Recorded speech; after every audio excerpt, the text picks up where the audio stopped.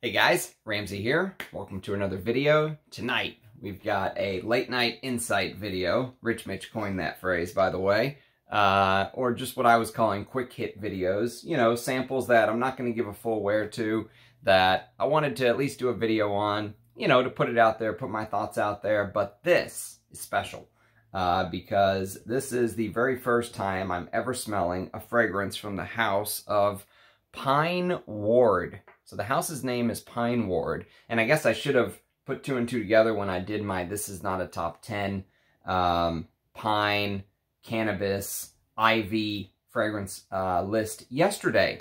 And I didn't put any of these in there because I've never smelled any, and I didn't want to put something in there that I've never smelled before in my life. But this is a very interesting brand, and if you watched my earlier video from today, my scent of the day was this disgustingly sweet, gourmand, it was bad. It was called Petty Shetty from the house of Astrophil and, what's the name of it? Astrophil and, oh, I've got it right here. Astrophil and Stella. Sorry about that. Astrophil and Stella. And I was not impressed, okay? I really disliked it. If you go watch that video, as much as I dislike that fragrance is as much as I like this fragrance. This fragrance that I wore today as my scent of the day was boring, bland, sweet, generic. Even though they claim there was high quality ingredients used, didn't smell that way to me. It smelled very cheap, and they were asking premium money. They were asking like 165 euros for 50 ml, which is like, I don't know, 175, 180 US dollars, right? And so, this fragrance, I don't know what these are priced at, but this is much more, if this is priced in a similar price range, 50 ml for 150 to $200, well worth it. This is an absolute joy to bring to the FragCom. If you guys haven't heard of this brand, I haven't heard of it. The only reason I even have it is because I have perfume god people who are kind enough to send me stuff that they think should be talked about. And so this is the image of the brand, okay? And actually the image of the fragrance that you should think about. And what I did is I picked the newest one, or at least one of the newer ones that came out this year. This brand has only been in existence 2 years. They already have 25 fragrances that have been done. Now, some are discontinued already. Some they've done like a part 2, kind of like Arise Ladore does with, or Russian Adam does with Arise Ladore. And the amazing thing about this fragrance house is the story behind it. So this house of Pineward, I'll read you the story that I uncovered. It's absolutely stunning. So it says the fragrance label Pineward is truly unique in the fragrance world for numerous reasons. First, the perfumer behind the fragrances. Young American entrepreneur Nicholas Nilsson was born in 1995. So he's only, what, 27 years old? Unbelievable. And spent most of his time in the forests of the Rocky Mountains. As a child, Nilsson was fascinated by woody scents, rugged landscapes, and unblemished nature. Therefore, he quickly realized his professional life would revolve around nature. Nicholas learned and studied various facets such as kinetics, genomics, and biotechnology while holding down a part-time job as a gardener and acting as an understudy for several botany professors. Nilsson crowned his efforts with his fragrance label Pineward in 2020 at only 25 years old. The concept he is pursuing with Pineward is outstanding. The aromas tell the numerous reasons why the rule-breaking nose fell in love with the Rocky Mountains. It is about tree trunks, shrubs, firs, spruces, pines, and roots covered with clay, resins, or moss. Nicholas Nilsson's goal with Pineward is to create the ultimate fragrance line of pine and fir perfumes. And from what I'm smelling here, if the rest are like this, he has absolutely done it. Even within the first hour and a half of wearing this, I can already tell this is something special. In his first 2 years of existence, Pineward has launched 25 fragrances and 3 sample sets that you can't quite define. And of course, you can find an engraved tree on the bottom of apple, tobacco, autumn, or even icefall. For distribution, Pineward uses large mail order companies, beauty portals, fragrance stores, and labels homepage. Okay, so very interesting house. at the very end, they said Label's homepage. There is actually a brand called Label Fragrances. I wonder if it's the same label. I'll do some early impressions on these sooner or later too. But just from smelling some of those fragrances don't interest me nearly as much as this house. This house feels to me almost like a Slumber House. You know, even though I've never smelled Slumber House, that's the vibe that it gives me. But he doesn't seem as much of an elitist. You know, the guy that runs Slumber House has very, very small batches, and it's like if you can't get in, you know, it's very it's unavailable to the common person, let's say. I think these are much more available. That's my guess. And so let's talk about this fragrance. Before I read you off the note listing, let me just tell you real quick what I get, what I feel when I wear it. So first of all, this is an absolute pleasure to wear. It's a joy. It really is. I don't know if people have done videos on this house. I've never seen a fragrance video. I didn't take the time to look. I probably should have.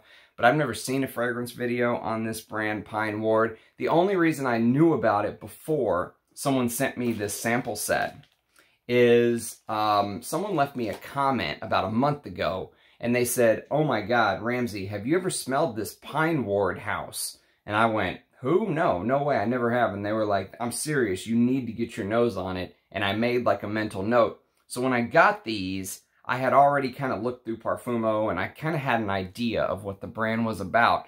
On the bottle is a beautiful picture of a pine tree. The juice on all of these is very dark. Look at that. And it smells very similar to the juice's color.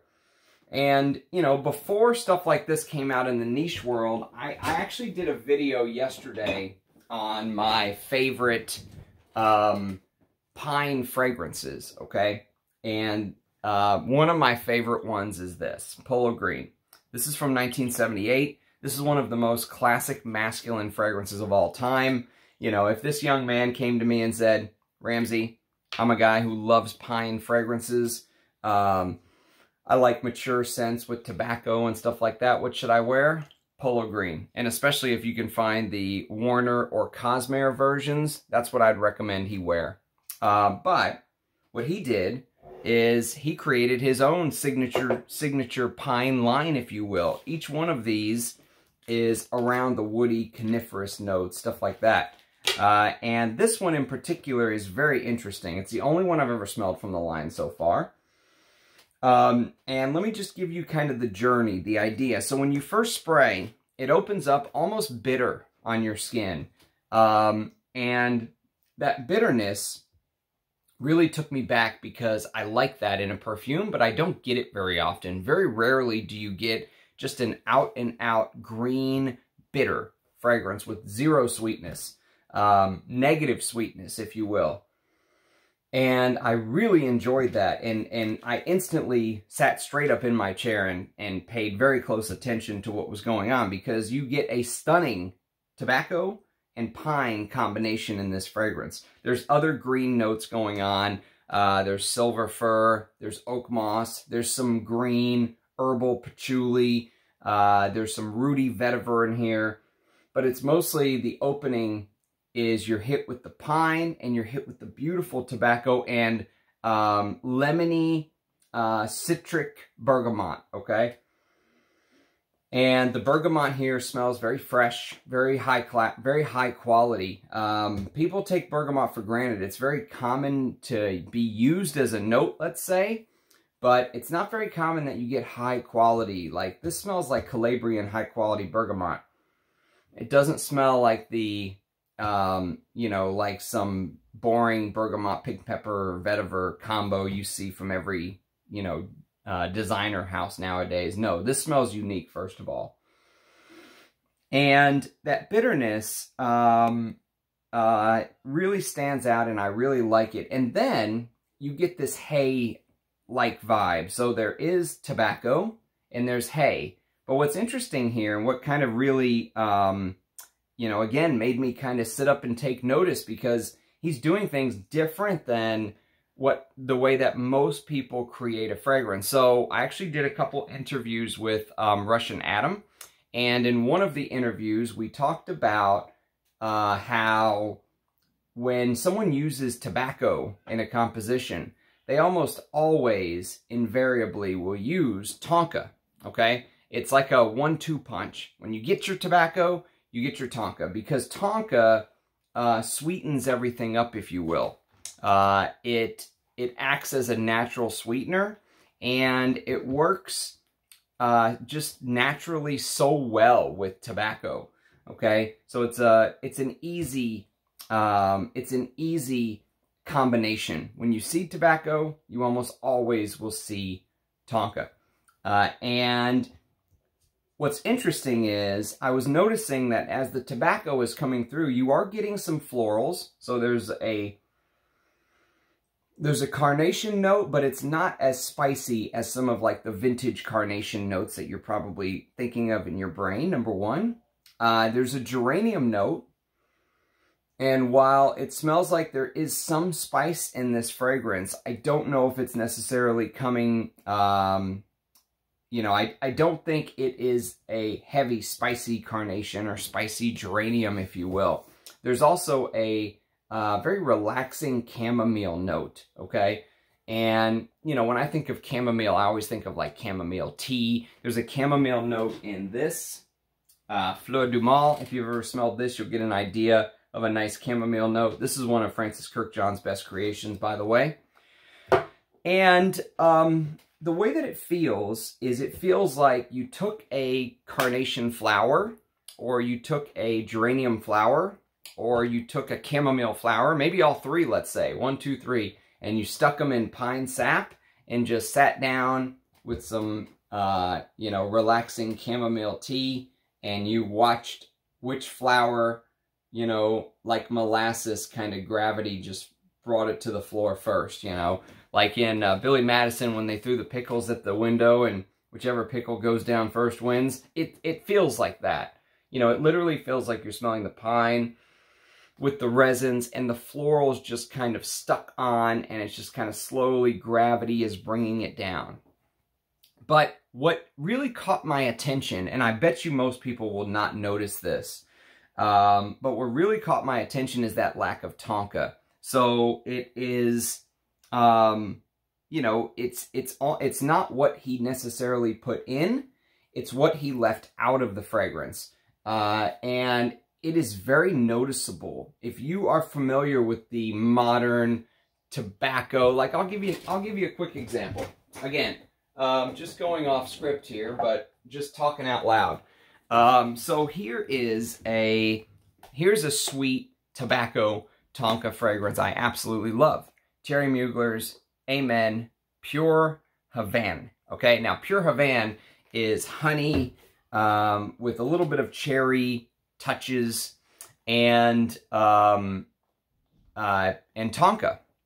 And that sweet tobacco tonka is this is like the benchmark sweet tobacco. You could also, someone might argue Naxos. Naxos is Xerjoff's copy of this, basically. Now they've added lavender, and they've, you know, done a couple other things to try to make it stand out a bit, try to make it seem more high class. I don't even own a bottle of Naxos because I actually prefer Pure Havane. But I do have a sample, I think, of Naxos, so I'll do a video on it for you guys soon. But this is basically honey tobacco with tonka and cacao, and that cherry-like vibe, right? And so that's how most tobaccos come across. They'll come across as tobacco and tonka, tobacco and tonka. They go 1 and 2. In fact, I have the essential oils, the absolutes, thanks to Russian Adam. I've smelled them both, and they do go very well together. There's no doubt about it. If you're going to make a sweet tobacco fragrance, that's what you would use. You would use that tonka and tobacco because it sweetens it up naturally. Very nice. They go well together. Here, he used tobacco and hay. And tobacco and hay, actually, hay can come across smelling almost like tobacco itself sometimes. It is, you know, it has that dry, crinkly tobacco feeling, if you will. And in fact, there are perfumers who will use hay instead of tobacco in a compositions whenever they do their creation. And like, for example, Liz Moores for Papillon did a perfume and called it Tobacco Rose. There's no tobacco in it. It's all hay. So it's hay and rose. But it feels like you're smelling tobacco, right? This is a ballsy fragrance. This creation right here that he did, by the way, in case I didn't say it, the fragrance is Nocturnis. Sorry about that. But I'll put it in the description, of course. But Nocturnis, he specifically left out that sweet accord. And what you get is something very unique nowadays. You get something very unique with very high quality. It smells like there is a beautiful oak moss in the base, but the sweetness does come in slightly, and that's what makes it so wearable. So I mentioned many of the notes. I didn't mention the lavender. There is a lavender note, which makes it feel very masculine, traditionally masculine. You know, you think of stuff like, you know, you think of traditional masculines like I mentioned earlier, like Polo Green. Now, this has leather, and the leather note here is very prominent, but guess what? This also has geranium, carnation, chamomile, tobacco, juniper, which this also has juniper, by the way, which gives it this sprightly, you know, juniper is used to freshen up gin. And juniper gives it this sprightly feel, and it's here as well. There's similarity to this, to Polo Green, but this is much more,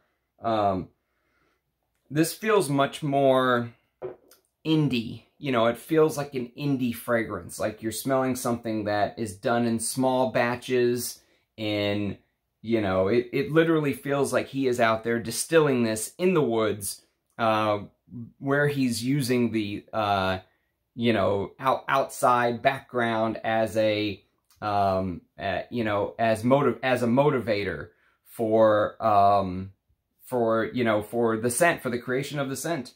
And it feels like he's actually distilling it right there in the landscape, in the Rocky Mountains. That's the vibe that this gives me. Polo Green doesn't give me that vibe, you know, and that's the difference. There are definitely differences. But if you like that style, if you like that pine note, apparently this is a house that you're going to hear me talk a lot about, because I'm very smitten with this. I am really liking this. I mean, this is up there. I would even go this far. I would even go this far. This is up there with stuff like this, Feeling Agile. Now, I absolutely love this. I can't say I love this yet, because this is one, you know, this is one spray, and I'm talking about it an hour and a half later. But you know, this is a different fragrance, obviously, but this is also one of my favorite pine fragrances. This has little touches of smoke, not as much as Feeling Agile. Feeling Agile is much more smoky. And Christopher Sheldrake is obviously a master perfumer. Carlos Benaim, who created Polo Green, master perfumer. All right, so the chamomile note that I was talking about in Fleur du Mal, Francis Kirkjohn, he's not a master perfumer yet, but I bet you he will be one day. So I can't compare this 27-year-old kid who I've never even heard of, who has his own brand, to master perfumers. But damn, I mean, he's in the ballpark. He's in the arena. You know, he's creating something that is worth smelling for a frag head. For someone that loves fragrances, skip the Astrophil and Stella I talked about this morning. I mean, I bashed it, so you probably won't, you know, try it anyways. And it's sweet and gourmand and disgusting anyways. And go for something like this Pineward. This is very impressive. And especially for the fact that he's 27 years old. Now, what he needs, my guess is, he needs some diversification in his brand. I'm excited to see what these give. I'm excited to see some of the differences. You know, you can kind of see the different colored juices in there. But I'm very interested. Very interested. You know, today when I tried this, I can never even remember the name. When I tried this Petit Chéri fragrance, that's the name of the fragrance, Petit Chéri. It's Astrophil and Stella. So when I tried Petty Shetty, I said that, you know, whenever I try a fragrance from the brand, from a brand for the very first time, it's not just about that specific fragrance. It's also an introduction to the brand and whether I want to continue to dive deeper into it. Now, I'll keep doing these videos, even on Astrophil and Stella. The ones, just because I didn't like it, doesn't mean that I'm just going to completely give up on it, but it sets the tone. You know, it sets the mood and the tone of the brand. Do I want to continue to move forward with the brand? Now, since I have these samples, like I said, I'm going to do them anyways, but if I didn't, would I buy samples from Astrophil and Stella and test the brand out further? No. Would I buy samples from Pineward? Absolutely. That's the difference. You know, that's the difference in a successful first sample and a failure of a first sample. And this is a definite successful first sample for someone like me that likes these kind of scents, these kind of, you know, unsweetened, masculine. I would say this is completely unisex, but it's traditionally masculine. I mean, it sits very close to something like Polo Green, one of the greatest masculines of all time. And I think this kid, I think he has massive upside. I mean, I want to know how, I want to know his story. I want to have him come on. I want to interview him, to be honest with you. But I would love to know how he picked up this art, because he has if he's self-taught, he has a real knack for it. This is serious skill talking here. Yeah, he's got serious skill. And now that ambery note is starting to come together, there's this very smooth and creamy sandalwood, too, in the base. It's a very well-made fragrance. Shocked. I am absolutely shocked. I'm shocked that a 27-year-old kid with no official perfumery training who worked as a botanist created this. That is absolutely amazing to me.